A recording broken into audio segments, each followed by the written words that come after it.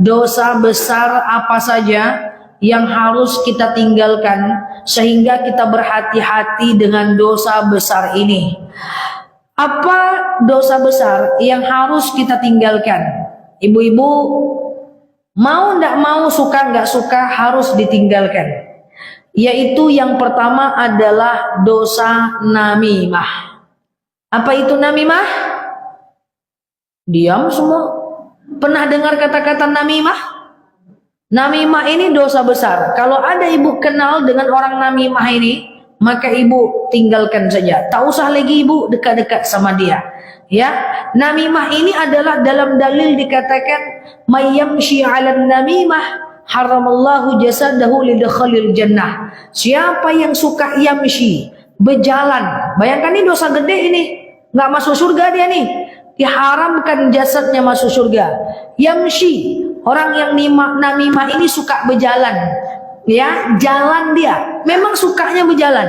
Datang ke rumah-rumah orang, jalan ke sini ceritakan ini, jalan ke sini ceritakan ini, jalan ke sini ceritakan ini.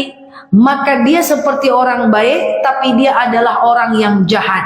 Dia bisa mengadu domba orang lain. Ya, bahasa lainnya adalah ular berkepala dua, menggunting dalam lipatan, pagar makan tanaman, udang di balik bakwan. Mantap. Dan namimah ini akan ada di setiap wilayah. Nah, kadang-kadang namimah ini bisa menghancurkan majelis taklim, bisa menghancurkan perkumpulan RT, bisa menghancurkan perkumpulan RW. Pokoknya dia baik ke sana, baik ke sini, tapi orang ribut karena dia. Dia beda dengan ghibah. Contoh, saya sering bayangkan begini. Kalau ghibah itu termasuk dosa besar juga, tapi dia masih mending ketahuan orangnya. Misalnya nih ada yang ngadu ke saya, Ustazah, teman saya itu Ustazah, saya ndak ngapa-ngapain, dia suudzon sama saya. Saya udah baik, tapi dia tetap jahat saja sama saya. Maka orang yang gosip itu jelas, udahlah bu, jangan berkawan juga sama dia lagi. Memang dia tuh kayak gitu tuh, bapaknya, emaknya, anaknya, satu keluarga kayak gitu. Itu gosip, kelihatan saya bergosip. Tapi kalau namimah mengadu domba, itu nggak kelihatan bu. Mantap dia caranya, dan orang ini ada bu. Ustazah, iya, saya itu nggak ngapa-ngapain, tapi dibilang sama tetangga saya itu jahat. Dibilangnya saya sombong, padahal saya udah baik-baik aja sama dia Ustazah. Lalu saya jawab, ibu sabar aja lah bu, nggak usah ibu pusing mikirin dia. Yang penting ibu mengaji aja seperti biasanya. Walaupun sebenarnya ibu udah termasuk orang sabar sih. Sebenarnya saya salut sama ibu. Kalau saya di posisi ibu, nggak tahan saya itu bu. Saya kejar juga dia ke rumahnya. Tapi ibu memang mantap, ibu luar biasa. Sabar aja lah bu. Walaupun tak semua orang kayak ibu. Kalau saya di posisi ibu, udah saya tinju juga dia. Saya kejar dia ke rumahnya. Tapi ibu ini baik, luar biasa. Nah gitu. Jadi dia tuh kayak orang baik gitu loh. Tapi dia ngadu domba itu. Orang kayak gini kalau kita nggak jeli, gawat ini. Dia curhat tapi dia ngadu domba. Ah, nanti dia jalan lagi ke orang yang tadi itu.